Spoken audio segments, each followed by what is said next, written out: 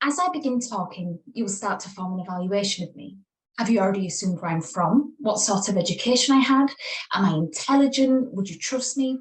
Even down to what political party I would support and whether I prefer a pint of Guinness or a martini.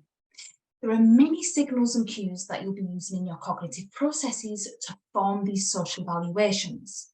And one of the most important is language.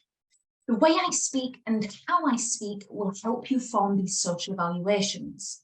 And using language to inform our attitudes can be a useful tool, but it can also prove damaging, where someone's own accent may hinder their job prospects or even make them more likely to be accused of a crime.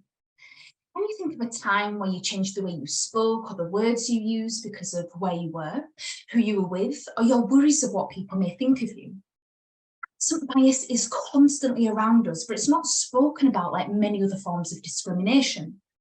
And these social attitudes can be transmitted on a mass scale through media, where media has been found to influence attitudes towards race, gender, and age. It's never really been tested to see if it can influence our attitudes towards accents and its speakers. And these attitudes can occur on a conscious level, but we can also hold attitudes unconsciously, where we're completely unaware of certain prejudices that may be driving our behaviours. I'll be looking at whether media can influence our unconscious biases towards accents and its speakers. And I'll be focusing on the working class Glaswegian accent, its people, and how it's represented in the media. When you think of Glaswegian or Scottish media representations, do you think of the drugs and alcohol in the film Trainspotting, or the bad-mannered and aggressive dwarves in The Hobbit? Why are these accents used for these particular types of characters, and what does that tell us about what society thinks of Glaswegians and Scottish people? I'll be using eye-tracking techniques to understand how we unconsciously interpret language.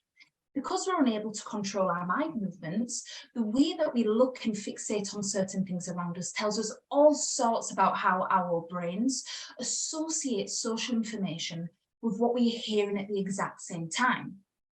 I'll be looking at whether our eyes fixate on certain representations of social attributes, depending on the accent we hear. For example, if we hear a Glaswegian accent, are we more likely to look at images that depict wealth and friendliness or aggression and alcohol? And would that change if we heard an accent like the one Prince William has? This research will be the first to use eye-tracking techniques to cast an empirical spotlight on whether media can influence language attitudes, prejudices, and stereotypes. And I hope that my research will raise awareness on the prevalence of accent bias in society and how it impacts everyday life. Thank you.